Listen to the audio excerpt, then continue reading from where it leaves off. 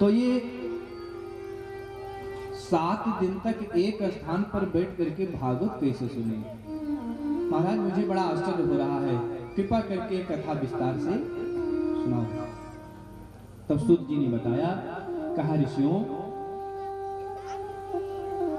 मैं आपको वह भक्तिपूर्ण कथानक सुनाता हूं, आप सावधान होकर के सुने। एकदा हि विशालायां चत्वार ऋषयो मला सत्संगार्थं समायाता ददृशुस्तत्र नारदम्। एक बार विशालपुरी बद्रीनाथ धाम में सनकादिक चारों भाई सत्संग की इच्छा से विचरण कर रहे थे। अचानक नारद जी को देखा। नारद जी को देख करके चारों भाई बहुत प्रसन्न हुए कि आज कुछ भगवत चर्चा होगी। पर जैसे ही नारद जी के निकट आए तो उन चारों को बड़ा आश्चर्य हुआ, क्योंकि नारद जी बहुत चिंतित दिख रहे थे। सनकादिक चारों भाइयों ने पूछा कि कथम ब्रह्मन्दे मुखः कुतश्चिन्तातुरो भवान् त्वरितं गम्यते कुत्र कुतश्चागमनं तव। अरे नारद जी महाराज, आपका मुख उदास क्यों हो रहा है और आप इतने चिंतातुर कैसे हैं? इतनी जल्दी जल्दी आप कहां से भागे भागे आ रहे हैं और कहां जा रहे हैं? इस समय आपका आगमन कहां से हो रहा है? इदानीं शून्य चित्तो से गत वित्तो यथा जना। इस समय आपका उदास मुखमंडल ऐसा प्रतीत हो रहा है जैसे गत वित्तो यथा जना, जैसे किसी कृपण जानते हैं, कंजूस का धन चला गया, उसी प्रकार से आपका ये मुखमंडल उदास प्रतीत हो रहा है। तवेदम मुक्त संगस्य नोचितम बद कारणम। आप जैसे आसक्ति रहित पुरुषों के लिए ये उचित नहीं है। नो उचितम, उचित नहीं है, इसलिए आप अपनी उदासी का कारण बताइए। बद कारणम। नारद जी ने कहा, भैया अहम तो पृथ्वी तो ज्ञात्वा सर्वोत्तमामिति। भैया मैं इस पृथ्वी को सर्वोत्तम लोक समझकर आया था कि यहां मेरे मन को शांति मिलेगी, पर मेरे मन को कहीं शांति नहीं मिलेगी। सनकादिक बोले, आप इधर उधर घूमे होंगे इसलिए शांति नहीं मिली। अरे शांति चाहिए थी तो आपको संतों के पास जाना था, आप तीर्थों में जाते तब मन को शांति मिलती ना। नारद जी ने कहा, भैया हम भी तीर्थों में ही खूब घूमे थे। अच्छा तो कौन कौन से तीर्थों में गए? बोले पुष्करम चा प्रयागम चा काशी गोदावरी तथा हरिक्षेत्रम कुरुक्षेत्रम श्रीरंग सेतु बंधनम एवमादिषु तीर्थेषु भ्रममाण इतस्ततः।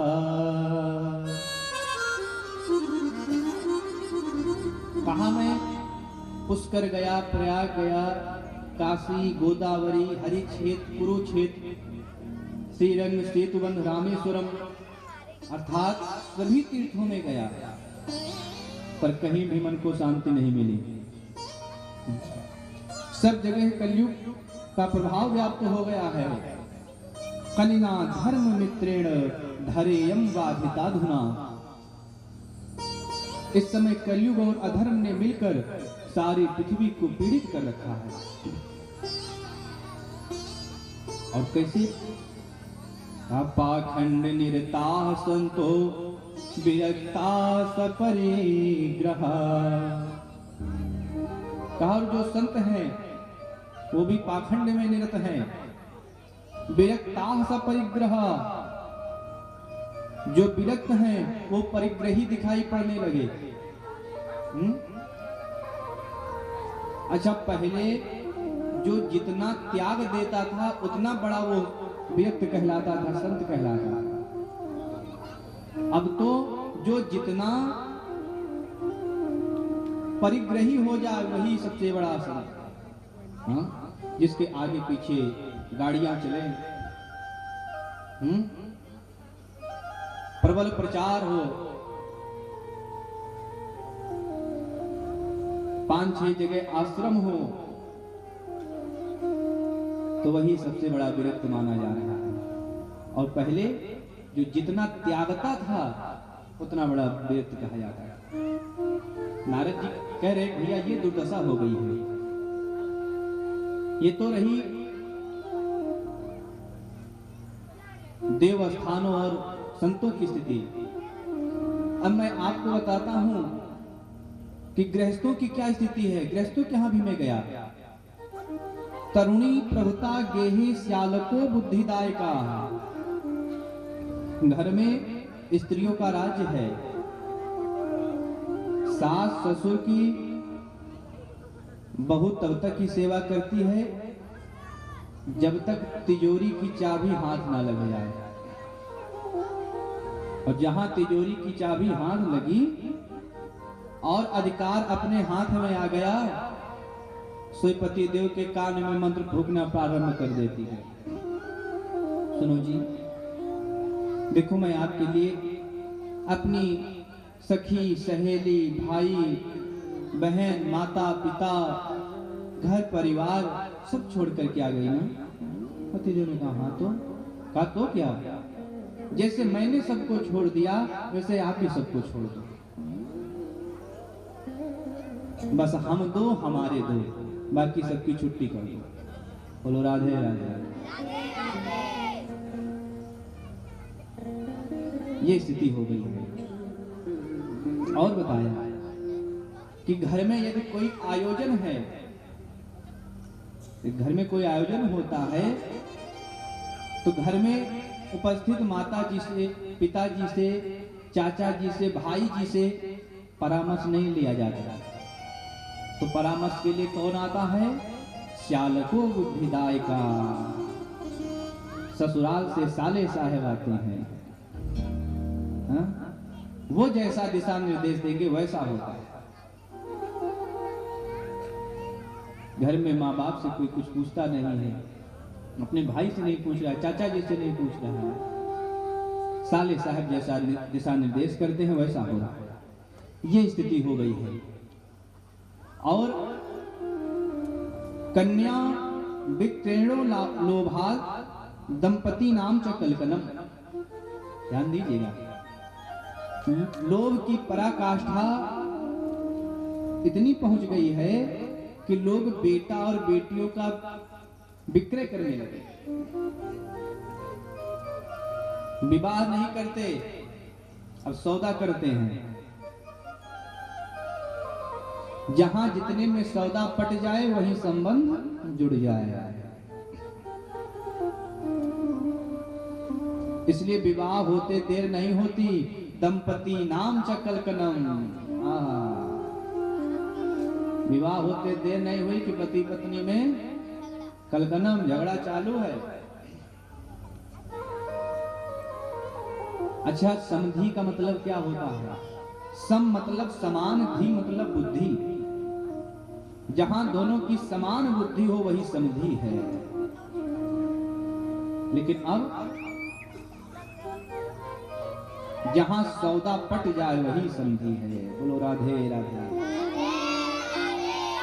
ये स्थिति हो गई है। गृहस्थों की। नारद जी ने कहा भैया ये सब देख करके मेरा मन बहुत अशांत हुआ और मैंने निर्णय लिया कि अब चलो वृंदावन धाम चल के वहीं राधे राधे करेंगे।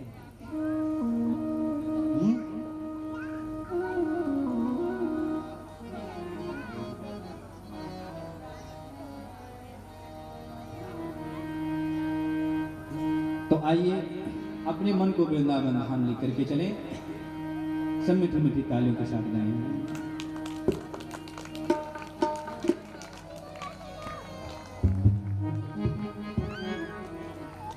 वृंदावन जाने को जी चाहता है, वृंदावन जाने को जी चाहता है, वृंदावन जाने को जी राधे राधे गाने को जी चाहता है, राधे राधे गाने को जी चाहता है, वृंदावन जाने को जी चाहता है, वृंदावन जाने को जी चाहता है।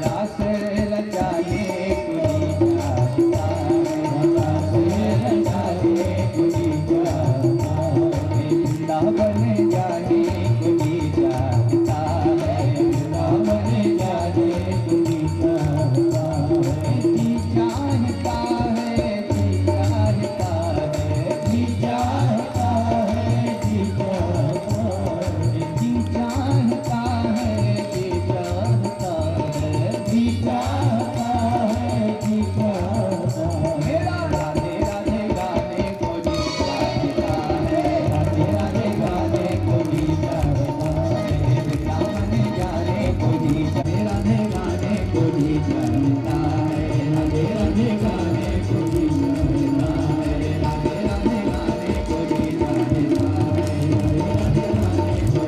चाहता है, राधे राधे गाने को जी चाहता है, राधे राधे गाने को जी चाहता है। पूछा तो बहुत ही विचित्र आश्चर्य देखा। तत्राश्चर्यं मया दृष्टं श्रूयतां तन्मुनीश्वरा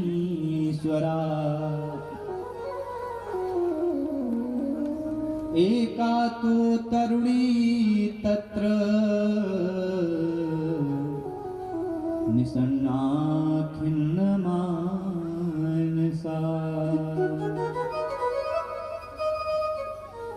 नारद जी ने कहा, भैया मैंने देखा कि एक युवती स्त्री बैठ करके विलाप कर रही है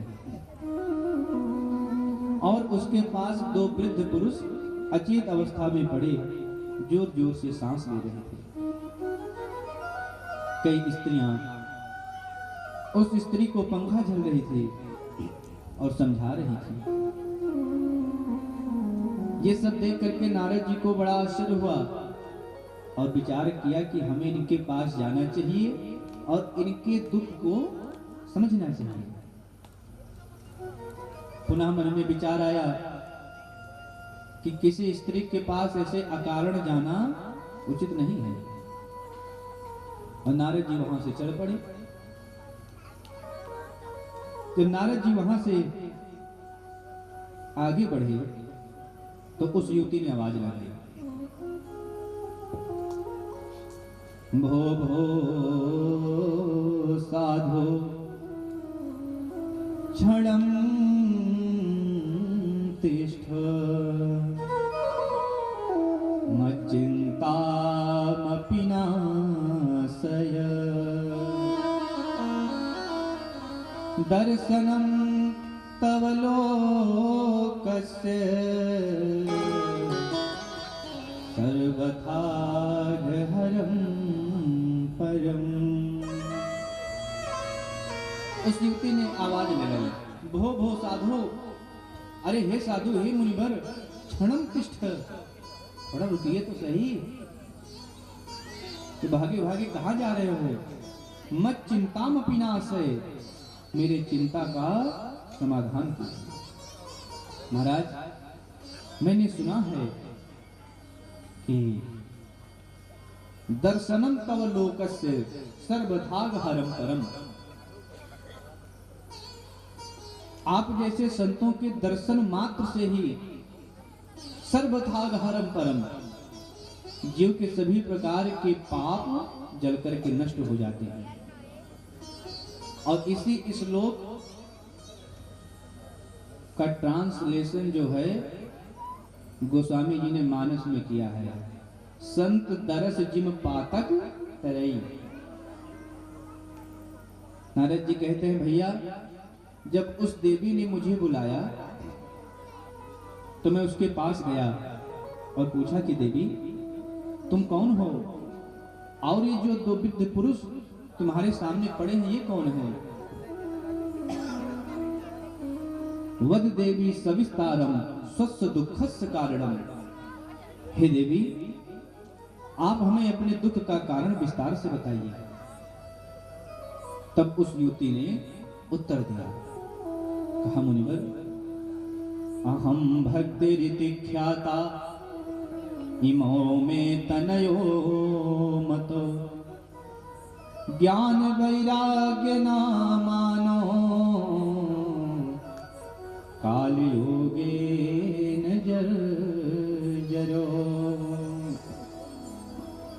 युवती ने कहा कि मेरा नाम भक्ति है और ये जो दो वृद्ध पुरुष मेरे सामने पड़े हैं, इमो में तनयो मतो, ये दोनों मेरे पुत्र हैं। नारद जी ने कहा अच्छा, इनका नाम क्या है? तो ज्ञान वैराग्य नामानो, कहा एक का नाम ज्ञान है और एक का नाम वैराग्य है।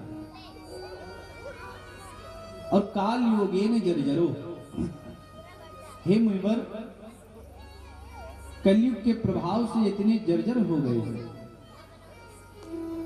नारद जी ने कहा आप अभी युवती हो और ये जर्जर पुरुष आपके पुत्र कैसे? मुक्ति मैया ने कहा है मुनिवर, अब मैं आपको अपना पूरा परिचय देती हूँ। उत्पन्ना द्रविडेशाहं वृद्धिं कर्णाटके गता, क्वचित् क्वचिन् महाराष्ट्रे गुर्जरे जीर्णतां गता। भक्ति महारानी कहती हैं, उत्पन्ना द्रविडेशाहं, मैं द्रविड़ देश में उत्पन्न हुई। वृद्धिम कर्णाटके गता, कर्नाटक में बड़ी हुई। और क्वचिन क्वचिन महाराष्ट्र, और महाराष्ट्र में कहीं कहीं सम्मानित हुई। लेकिन गुर्जरे जीर्णताम गतः, जैसे ही मैं आगे बढ़ी गुजरात में आई, गुर्जरे जीर्णताम गतः, गुजरात में मुझको बुढ़ापे ने घेर लिया। इस प्रकार से अनेक प्रदेशों में घूमती घूमती जैसे ही मैं वृंदावन में पधारी, तो वृंदावनम पुनः प्राप्य नवीनेव स्वरूपणी, वृंदावन में आते ही मैं तो नवयौवना हो गई। पर ना जाने क्या हुआ कि मेरे दोनों बच्चे एकदम बुढ़े हो गए और मेरे बालकों की यही स्थिति रही। तो मैं इस स्थान को छोड़ करके विदेश भाग जाऊंगा। इदम स्थानम परित्यज्य विदेशम गम्यते मया, मैं स्थान छोड़ करके विदेश चली जाऊंगी।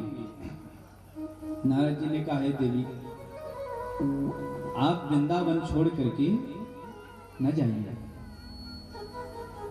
तुम्हारे दुख का कारण मैं समझ गया।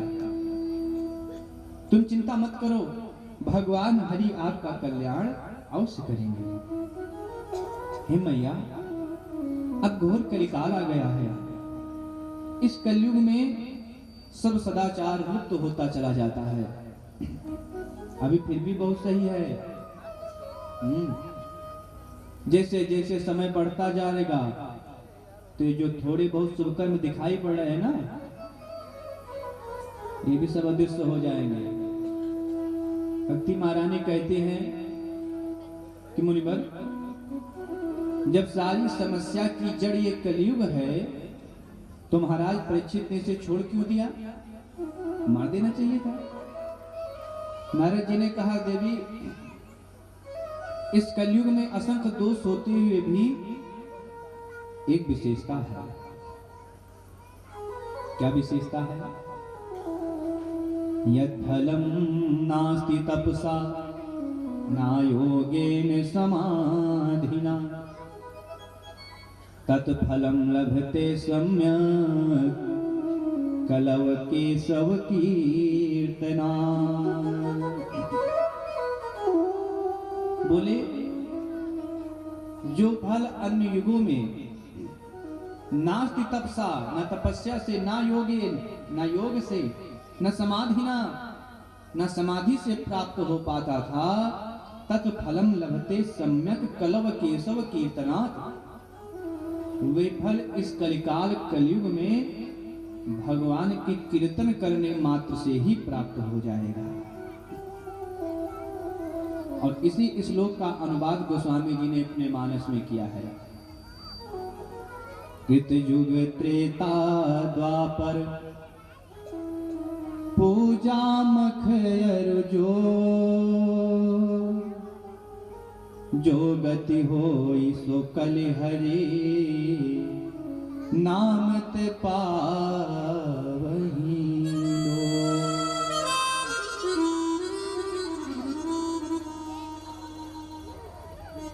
जो गति होए सो कलिहरि नाम ते पावहीं लो।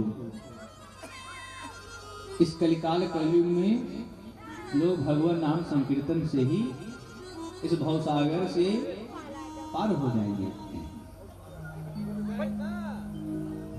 और कलयुग में एक और भी बड़ी विशेषता है। क्या विशेषता है? खूब ध्यान से सुनो प्यारे, बहुत बहुमूल्य बात है।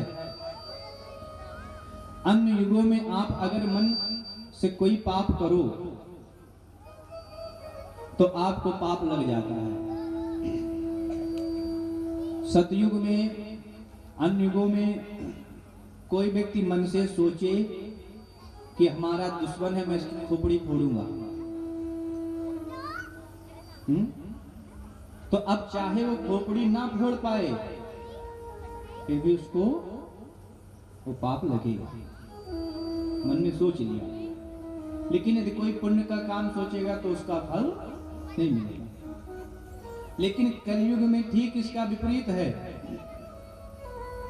कलयुग में यदि आप मन में कोई पाप सोचो तो पाप आपको नहीं लगेगा जब तक पाप आपके द्वारा होगा नहीं।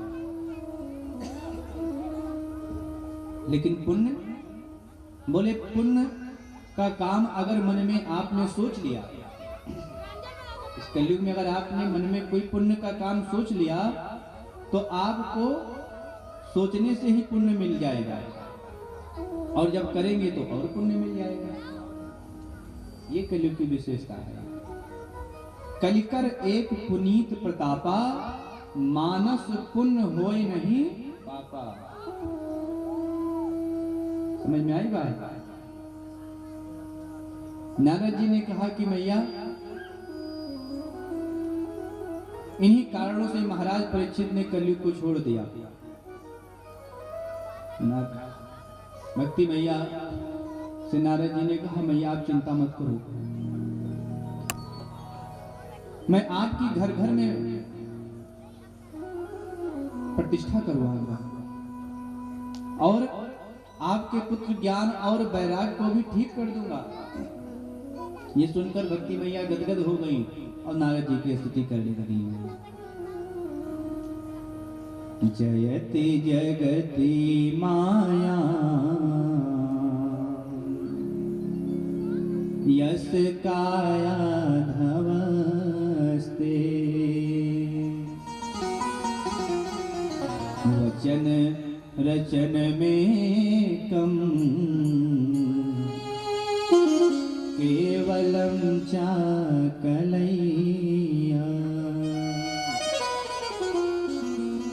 ध्रुवफल मपिया तो यज्ञ पातो ध्रुवोयम, सकल कुशल पात्रम ब्रह्मपुत्रम नतास्मि।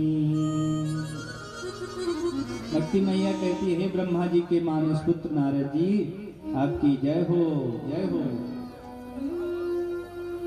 आपके वचन पर निष्ठा करके प्रहलाद जी भक्ति के परम आचार्य बन गए